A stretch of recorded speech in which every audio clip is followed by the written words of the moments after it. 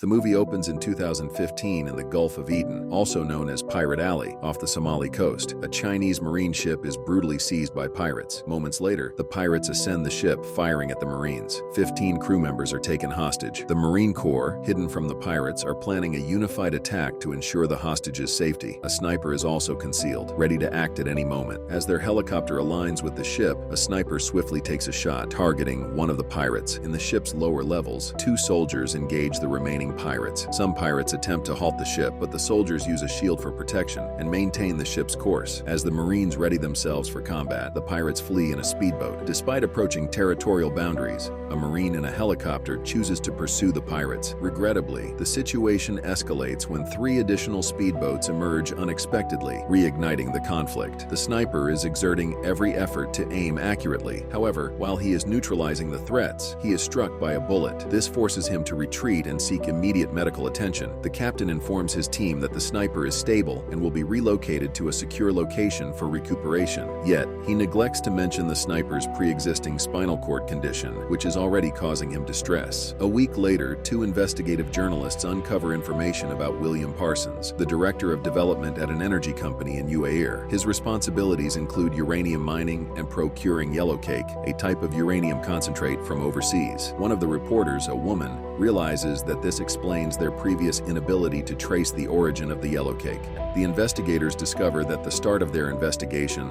aligns with October 2014, which is the same time when the unmarked yellowcake was illegally moved. Moreover, William still holds a significant amount of yellowcake and has obtained the technology to create 30 bombs. He is also involved in a case of sexual misconduct with a minor. A male journalist shares that the girl was interviewed, and she disclosed that William always wears a necklace. This necklace contains a massive secret that could potentially throw the world into chaos. Upon learning this, the female journalist immediately communicates all the information collected by her colleague to their boss. The leader of their group is hesitant to stir up any conflict, particularly because he's concerned about the safety of his people. This concern is heightened due to the fact that a terrorist has taken an interest in a girl from their group. The girl, for her part, is determined not to hide the truth or engage in biased reporting. At a later point, she heads to the parking lot to retrieve her car. Suddenly, she senses something amiss and instinctively retreats. Then, a massive explosion erupts from her car. In the ensuing 5 days, the soldiers became increasingly vigilant. They receive information about Zaka, a terrorist organization that has been causing chaos in a bid to gain notoriety. The foreign ministry assigns the soldiers a mission to rescue 130 Chinese nationals and 30 foreign employees working for Chinese firms. The ship is set to depart for UAE, allowing other vessels to return home. Meanwhile, 2 journalists, along with the Marine Corps and soldiers, are making preparations. In contrast, Dr. William appears to be having a disagreement with someone over the phone. After the call, he disconnects his storage disk and places it in his necklace. The Chinese nationals are now boarding the ship. Simultaneously, the journalists are in a desert where they witness a group identified as Zaka attacking border guards. Panic ensues at the airport. The convoy has now entered a war-torn area with bullets whizzing through the air. The passengers in the convoy disembark from the vehicle and make a dash for a nearby factory as the rebels are hot on their heels. Soldiers send an SOS to the Marine base as their convoy is ambushed. They enter the war zone to assist, but their priority is to locate Dr. William, who is crucial. Amidst flying bullets, 2 reporters attempt to rescue the convoy under terrorist control. The military police head straight to the war zone.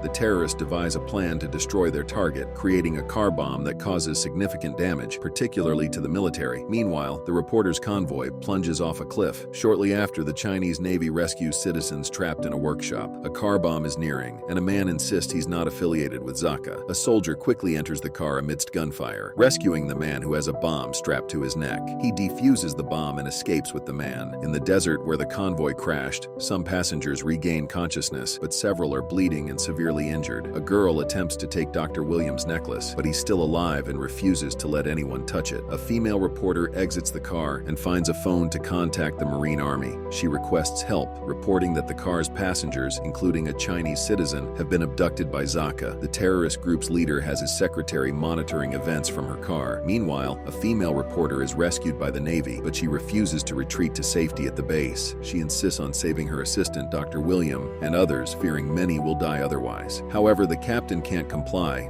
as their sole mission is to rescue a single Chinese hostage. Zaka, the terrorist group, sends a chilling video to the Chinese army base, showing their brutal actions and intentions. They gruesomely behead the reporter's assistant and threaten to kill a Chinese woman next. Shortly after, the army reaches the target location, but they're warned of imminent danger by a soldier. In a rush, they attempt to reach the base, but there's no signal. Suddenly, a massive bomb detonates with a horrific blast. Panic ensues as people scramble to take cover in the sand. The bombardment continues, with explosions wreaking havoc everywhere. Amidst the ongoing exchange of bombs and gunfire, the captain deploys his drone towards the rebels. Tragically, most of his men are either missing or have perished in the extensive blasts. The soldiers approach the devastated bus, finding a small group of people drenched in blood, some of whom have already succumbed to their injuries. They attempt to aid the survivors, but the injuries are alarmingly severe. As they scramble to provide medical assistance, one soldier detects the ticking sound of a bomb. A live explosive device is present in the bus. The chaos continues with bombs detonating and bullets raining down, prompting them to locate the enemy sniper. The Chinese Navy sniper performs admirably, but when the rebels pinpoint his location, they promptly launch a massive bomb towards him. The Chinese sniper narrowly escapes and instructs his team to neutralize the opposing sniper. One of his team members strains to concentrate, despite the enemy being 700 meters away. When he takes his shot, it only grazes the enemy's left ear. Meanwhile, in an area bombarded by nearly 100 explosives, a handful of soldiers and the reporter miraculously survive. Regrettably, many individuals have been struck by shrapnel or have lost limbs due to the bomb blasts. One soldier is still attempting to disarm and deactivate a bomb. However, another soldier notices a rapidly blinking red light on the bomb, indicating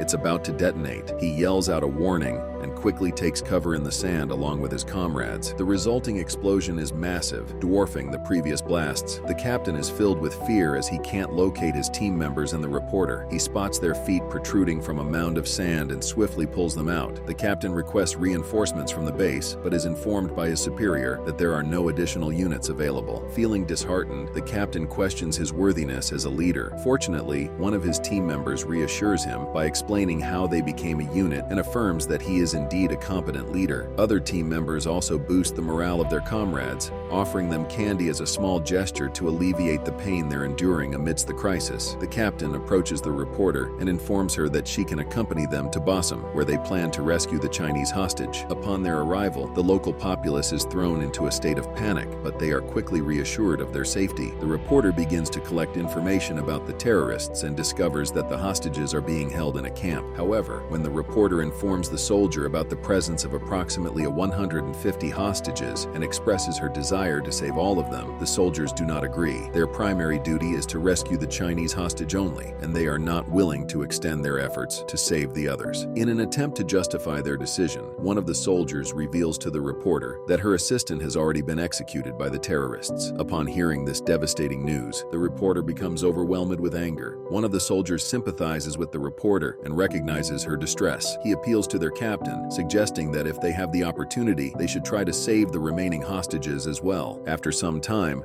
the soldiers devise a plan. They decide to disguise themselves as terrorists, ensuring that one of them procures a device to secure their communication. Their strategy involves rescuing the Chinese worker first, followed by the other hostages. In the midst of these discussions, the reporter proposes a daring plan. She suggests swapping clothes with the Chinese hostage in order to confuse the terrorists. However, the captain dismisses her idea, deeming it unsuitable or impractical. The group leader visits a conscious Dr. William, who insists he knows nothing. Unconvinced, the leader tortures him, leading to Dr. William's death. Meanwhile, a soldier is spotted by terrorists while fixing an antenna. The terrorists' leader orders the execution of a Chinese hostage, mistakenly taken to be a Chinese-French reporter. The terrorists then launch a hasty attack on a ship. The ship is under bombardment, while the Navy base attempts to defend. A reporter, mistaken for a hostage, is about to be executed. One of the captors notices the difference and interrogates her. A Chinese soldier, present at the scene, signals the reporter and rescues her by eliminating the captors.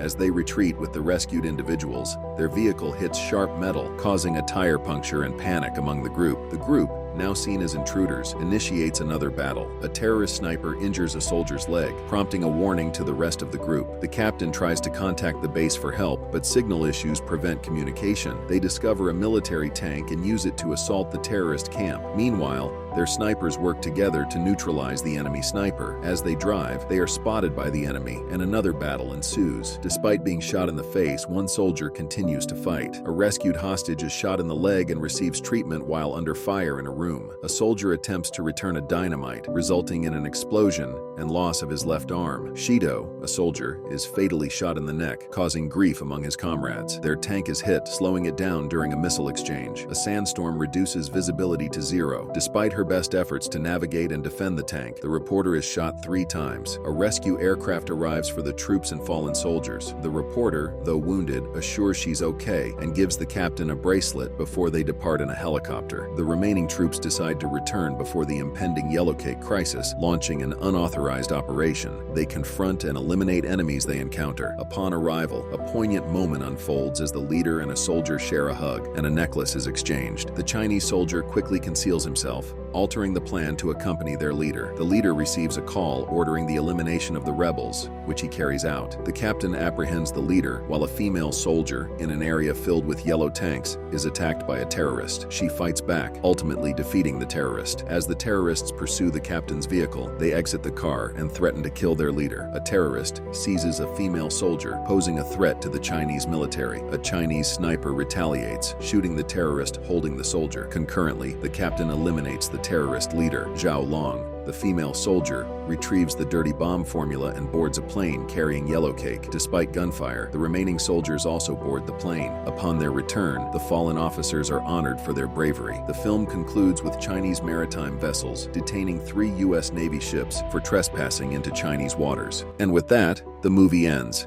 We hope you enjoyed our video. Watch the next recaps on the screen and don't forget to subscribe for more amazing recaps. See you in the next one.